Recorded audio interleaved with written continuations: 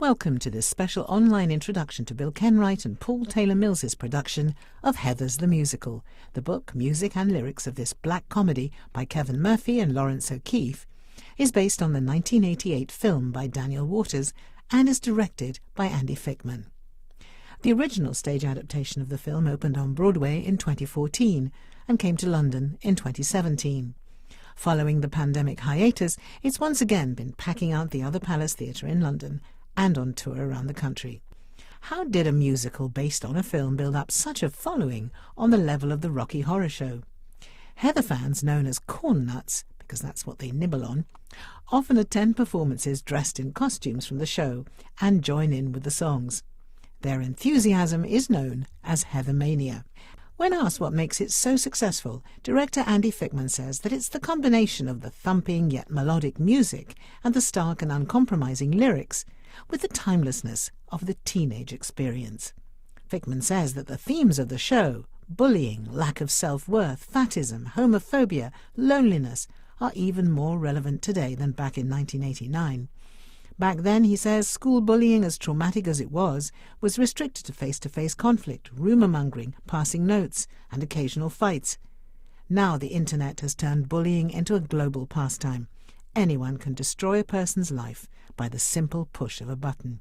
To put the era into context for first-time attendees, on a full double page of the programme there's a snapshot of the late 80s and early 90s. George W. Bush becomes the 41st president after Ronald Reagan. 5 children die in a random school shooting in California. Pro-democracy protest in Beijing leads to thousands of deaths in Tiananmen Square. Tim Berners-Lee brings us the World Wide Web. Denmark becomes the first country in the world to introduce legislation for same-sex partnerships. And in November 1989, the fall of the Berlin Wall heralds the end of the Cold War. High schools in comfortable suburban American towns were often used as the setting to explore identity in a defined social structure, the young rebelling against their often staid, disapproving, or abusive parents. It was at school where the kids could create their own pecking order and be someone. Heathers is set at the start of a new school year at Westerberg High School for boys and girls in the small town of Sherwood, Ohio. The set of Westerberg is a single, all-purpose space that represents different areas of the school. The main floor is covered in diamond-shaped tiles, and the central part is speckled. The area represents the sports hall, the recreation area, the sports field. At one point it becomes a 7-Eleven corner store, with a soft drinks dispenser and a counter. A boy's bedroom with a window through which a visitor can climb, or a girl's bedroom with red furnishings. In Act 2, benches in rows on either side of an aisle transform the space into a chapel with a crucifix at the altar. The slightly curved brick wall running along the back of the stage area is on 2 levels. In the centre, on the ground level, a panel of red brick wall juts out, with the round shield of the school, sporting a big black W in the centre, flanked by 2 aggressive-looking Rottweilers. That represents the outside wall of the establishment. To the left and right of centre there are 2 turquoise student lockers, the kind you'd find in a school corridor, but also in a sports hall. Both lockers made of light metal, which makes a familiar bang when they're shut. Then there are 2 heavy push doors far left and far right of the back wall, which lead to other parts of the school premises. 3 steps rise up from the stage level to the base of the jutting panel of wall, which moves and splits within the show to represent the ramped seating on a school's sports field, or a podium at prize-giving, or just a place where characters hang out. When the panel moves from its central position, it reveals a brick corridor behind it. On the wall above, on either side, there's the US flag, and emblazoned high above the stage, the words Westerberg High. Just below the sign there's a balcony with a metal railing, a large central multi-paned window behind it, and 2 to the side.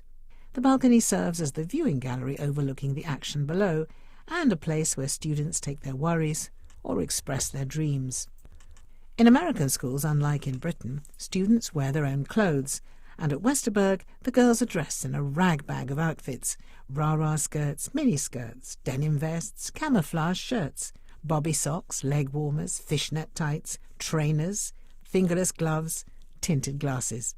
Among the boys, one wears a hipster pork pie straw hat, tartan trousers with braces over a loud shirt. Another nerdy guy has a central parting and a sweater round his neck. A geek wears a baseball cap backwards, round glasses and braces over his white Space Geek t-shirt. However, Westerberg, like many schools, has its cool set, and they are the eponymous Heathers. 3 17-year-old girls who rule the roost, even defying the school's staff and picking on those unable to defend themselves. They're dressed in identical, eye-catching uniforms in bold colours.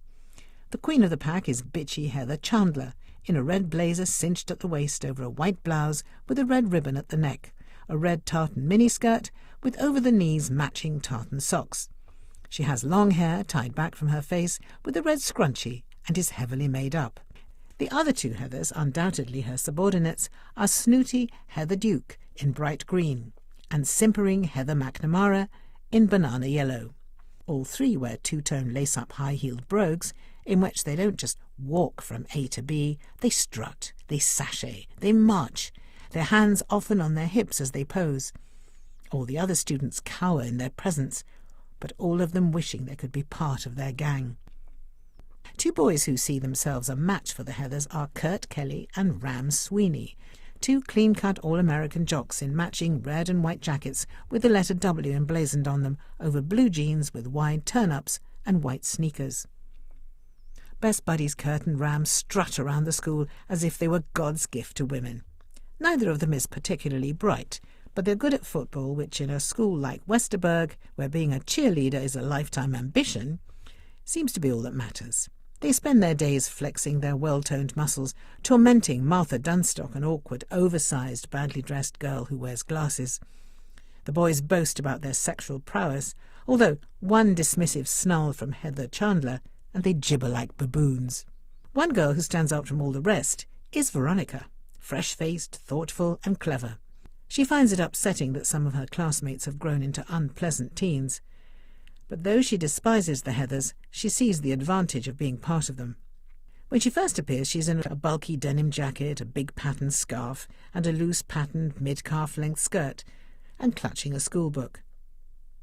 Veronica's only real friend is diligent student Martha, the butt of everyone's cruel jokes, and Veronica defends her when Kurt sticks his finger through Martha's sandwich.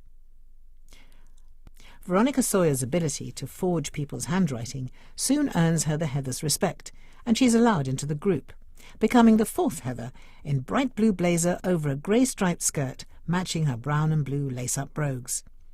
Delighted at first to be part of the elite group, she's forced to forge a note from Ram Sweeney to Martha, who has adored him since kindergarten, making her believe that he's still interested. Pretty soon Veronica discovers the dangerous power that being a Heather gives her over others, especially when it comes to Martha. Life at Westerberg is suddenly disrupted with the arrival of Jason Dean, aka JD, a boy who doesn't conform and goes his own way, with an edgy, sarcastic air and a devilish glint in his smouldering eyes. He's rugged, passionate, a lover of poetry, and in his own words, he's damaged. JD wears a loose charcoal-coloured gabardine coat over a checked shirt, a blue t-shirt, ankle-length dark jeans and heavy black boots. Dark in his clothing, dark in his mind. At first there's no attraction between them, because he's critical of Veronica for betraying Martha. But after he fights off Ram and Kurt with almost superhuman ease, she finds herself attracted to this enigmatic boy, whose irresistible charm plunges her into his ruthless world of vengeful doom. Thus the stage is set for mayhem on a deadly scale. But please remember that this is a black comedy, and audiences lap it up. The school is run by the largely ineffectual Principal Gowan, a wiry pipe smoker with straight brown hair, moustache, in a brown corduroy jacket and brown trousers. The class teacher is Miss Fleming, a pocket cannonball of energy, whose job it is to try her hardest to get the students through to the end of the year, but who doesn't miss an opportunity to take the mic and make herself seen and heard. She delights in embarrassing male members of the audience. Miss Fleming has a mess of fair hair worn up or down, tinted specs. She often wears long flowing caftan-style, uneven skirted clothing and suede boots. She's clearly still a hippie. Sports teacher Coach Ripper has a sweatshirt and jogging pants and a whistle round his neck. We also meet Ram and Kurt's dads, who think they're cooler than their sons, running about in camouflage gear. Veronica's mother and father are a soberly dressed middle-class pairing.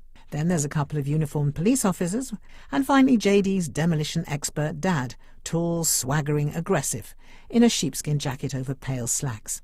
Heather's is wall-to-wall singing and dancing with well over 25 songs, and the well-honed lyrics tell the story, though there are a few moments of purely visual activity, which will be explained in the synopsis that follows. Among the few props in the show, students bring in blue plastic food trays, and the Heathers sometimes carry croquet mallets. Without giving away any plot, you can expect gunfire, partial nudity when Ram and Kurt strip down to their underpants, a homemade bomb, the whole school in sparkly jackets and ghoulish 3D specs at an awareness-raising event, a pink sports mascot, a piñata, and a completely silent mobility scooter. Crucially, as this story is more of a parable than totally realistic, at certain moments there will be ghosts among the living and rainbow-coloured ties. The show runs for 2.5 hours, including a 15-minute interval. This introduction is brought to you by Veronica Hicks on behalf of the Other Palace Theatre, as part of an Audio Description Association pilot, to make stage productions accessible where a full audio description is not available. There now follows a short plot synopsis, highlighting the visual aspects of the story. But please note it does contain spoilers, so if you don't want to hear it, please stop listening now. Act 1. As Veronica Sawyer introduces herself and the rest of the cast of characters, Ram and Kurt make their entrance, upending Veronica's lunch tray and punching in, which means hitting fists and jumping on the spot at the same time. The Heathers strut into the space in a flood of pink neon light and dry ice, and the students express their awe. When the bell rings, the Heathers go to the washroom to freshen up their makeup, and Heather McNamara vomits into the basin. Miss Fleming threatens them for not having a hall pass. Veronica quickly scribbles on a piece of paper, forging a pass, and hands it to the teacher. Impressed by her forging skills, Heather Chandler invites Veronica to join the trio. They whisk her away, and she returns in a blue version of the Heathers' uniform. 3 weeks later, Veronica is writing in her diary when she's summoned by Heather Chandler, who asks her to forge a note to Martha, purporting to come from Ram. At the same time, Veronica lays eyes on JD, who has his nose buried in the poetry of Baudelaire, and is immediately intrigued. He watches the interaction between her and the Heathers with a look of disapproval. Martha comes up to Veronica in excitement, showing her the note she got from Ram, and Veronica is filled with guilt. As the others go, JD reproaches her for hurting her friend. Ram and Kurt immediately insult the newcomer and take a swing at him. The fight is conducted in slow motion, Ram gyrating his mouth in a hilarious grimace as he takes JD's punches, finally being knocked to the ground by JD's copy, Baudelaire. Veronica is at home with her parents. Her mother has been preparing snacks. Her father is reading a spy novel. The Heathers have been playing croquet nearby, and Heather Chandler chides Veronica for being attracted to JD. She also looks down her nose at Mrs. Sawyer's canapes. She asks Veronica to get some corn nuts for Ram's party from the 7-Eleven store. Veronica goes and finds JD drinking a Slurpee, an iced carbonated soft drink in a big disposable cup. And they get to know each other. Heather Chandler returns for her, and Veronica reluctantly follows her to the party.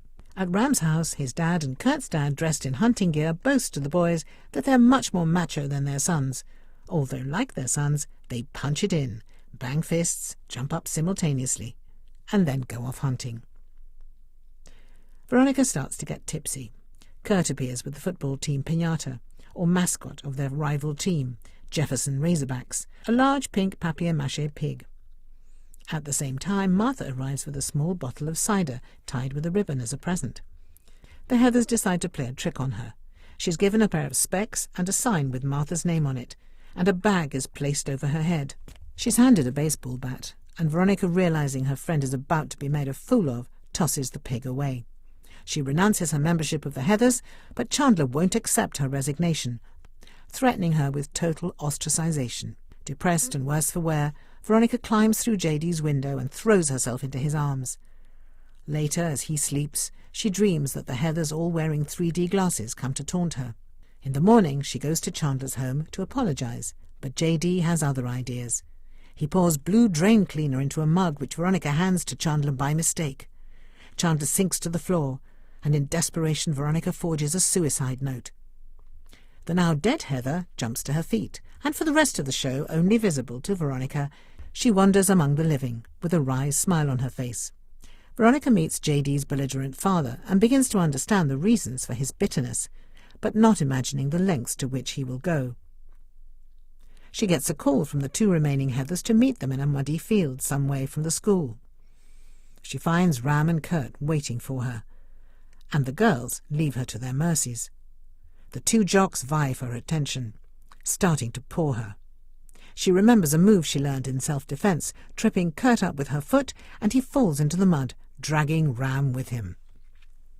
Heather McNamara and Heather Duke raid Chandler's locker, and Duke appropriates Chandler's red scrunchie, declaring herself the new head of the Heathers. Magically, her green uniform turns to pillowbox red as Duke affirms herself. In the melee, Kurt and Ram find J.D. and this time beat him up severely. Veronica decides to teach them a lesson, and she calls Kurt, luring him and Ram to come to the cemetery, where she asks them both to strip. J.D. comes with her and produces 2 World War II Luger pistols and a cunning but ultimately deadly plan, which involves a suicide note, in which 2 gay lovers profess their love for each other. At the end of Act 1, 3 ghosts, 2 of them in Y-fronts, are looking down on Westerberg High. Act 2 begins in a chapel. The portraits of Ram and Kurt are displayed on top of their coffins next to their football helmets. The mourners all wear black. The dads sing a song acknowledging their dead son's homosexuality. And as the song ends, the 2 men turn to face the congregation, both wearing rainbow ties. Miss Fleming, all dressed up, leads an assembly to confront the issue of suicide. McNamara admits to suicidal tendencies and later swallows a bottle of pills. Veronica arrives in the nick of time and persuades her to spit them out, which she does, one by one, hilariously, all sticky and wet. Martha, finding out that the note from Ram was a cruel ruse, climbs to the balcony to sing her kindergarten sweetheart lament. She spreads her arms and falls backwards over the rail. She reappears seated on a slow-moving and silent mobility scooter, which advances and then reverses, even more slowly. J.D., bent on destruction, tricks Heather Duke to pass around a petition which brings everyone into the gym. When he announces his plan to blow up the whole school so that only he and Veronica will remain, a ghostly chorus of dead Westerbergers appear in 3D glasses. Veronica, not taking him seriously, pretends to hang herself up on the balcony as a joke. But the joke turns serious when J.D. appears with a bundle of dynamite sticks and his gun. The 2 of them wrestle for the gun. J.D. is shot and Veronica twists her ankle. As a sign of love for her, he staggers away with the dynamite, sacrificing himself rather than the school. Peace and harmony are restored, and lessons are joyously learned. And that's the end of our introduction to Heathers the Musical.